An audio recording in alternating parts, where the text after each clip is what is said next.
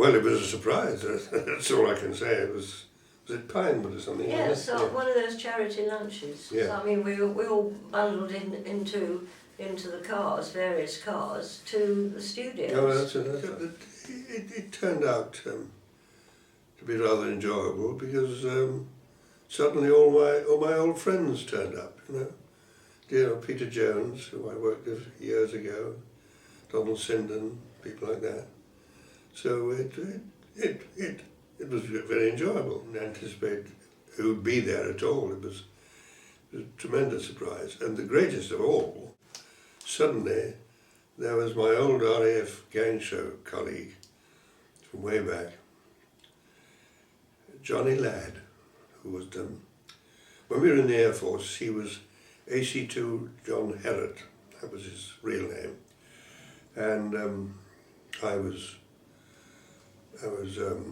Flying Officer F.T. Ball, which is my surname. I took Frank Thornton as a stage name. And suddenly there was Johnny, all the way from Australia. I thought, my God, the BBC, it cost the BBC a pretty penny, isn't he, coming all this way? But it was wonderful to see him. I hadn't seen him for a long time. I'm a very old man. I've survived all these dear friends who've gone. Wendy, I think, John Inman was first, Wendy, Molly. I'm still here, Trevor Bannister's still here, happily.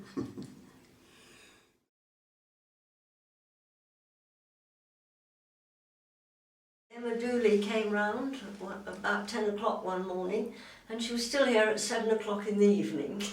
We had a marvellous time, she's a lovely girl, and we got out all the books and the pictures. It was just a matter of choosing different parts of his career. Shakespeare, television, say Peter Jones he knew from the start. Well, it was Donald Sinden I rang actually, and Donald said, oh yes, he'd love it. Go on. He said, I didn't want to do it, but he said he'd love it. So I said, right. I said, will you be on it? And he said, of course I will.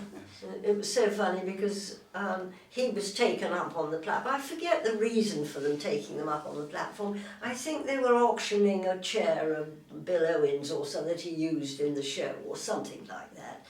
And that's why he was on the stage. They got him up for that, they arranged that. And then Michael walked in. And I was just left with Betty Bott. The two of us were there, and she looked at me and said, you're looking a bit worried. I said, well, I am. You'll see in a minute. And then she thought, oh, I know. That's how we got him there. When they do This Is Your Life, they do quite a long bit. And in other words, they don't bother about the timing, they just do what people offer them. And then they have to cut it down to the required, half an hour, whatever it is, But, so it's interesting to see, because they give you both versions, and to listen to both versions and see both versions. You get people who just go on and on and on. You think, how long is he going to take? That you find the original and the final version is cut down. Very funny.